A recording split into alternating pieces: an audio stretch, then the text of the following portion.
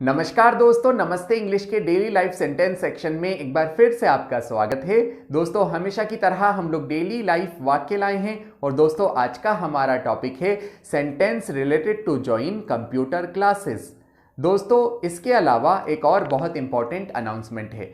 अपनी अंग्रेजी को और मजबूत करने के लिए आज ही प्ले स्टोर से नमस्ते इंग्लिश ऐप डाउनलोड कीजिए और अनलिमिटेड अकाउंट ज्वाइन कीजिए। दोस्तों, नमस्ते इंग्लिश ऐप पर आप अंग्रेजी की बोल बोलकर प्रैक्टिस भी कर सकते हैं और बिना किसी की सहायता से फर्राटेदार अंग्रेजी बोलना सीख सकते हैं।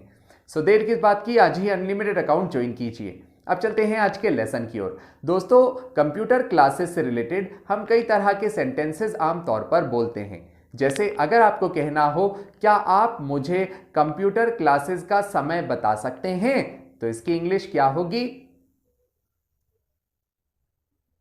या अगर आपको कहना हो मैं और मेरा भाई कंप्यूटर सीखना चाहते हैं, तो इसकी इंग्लिश क्या होगी। या अगर आपको कहना हो हमें कंप्यूटर कोर्स की फीस कितनी देनी होगी, तो इसकी इंग्लिश क्या होगी। या अगर आपको कहना हो इस कोर्स की अवधि कितनी होगी, इसे आप इंग्लिश में कैसे कहेंगे।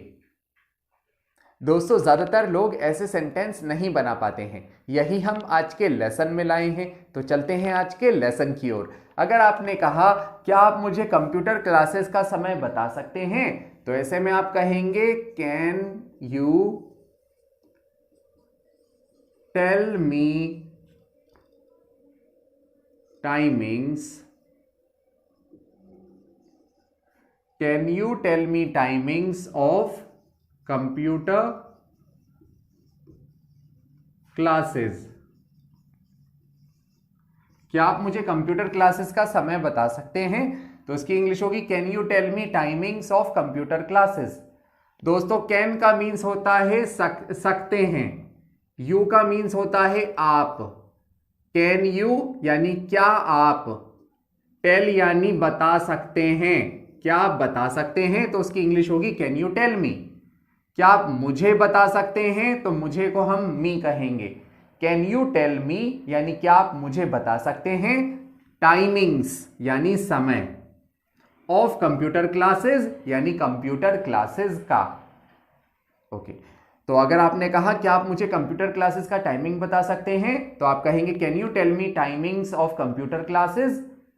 ओके, दूसरा मैं और मेरा भाई, तो ऐसे में आप कहेंगे आई एंड माई ब्रदर।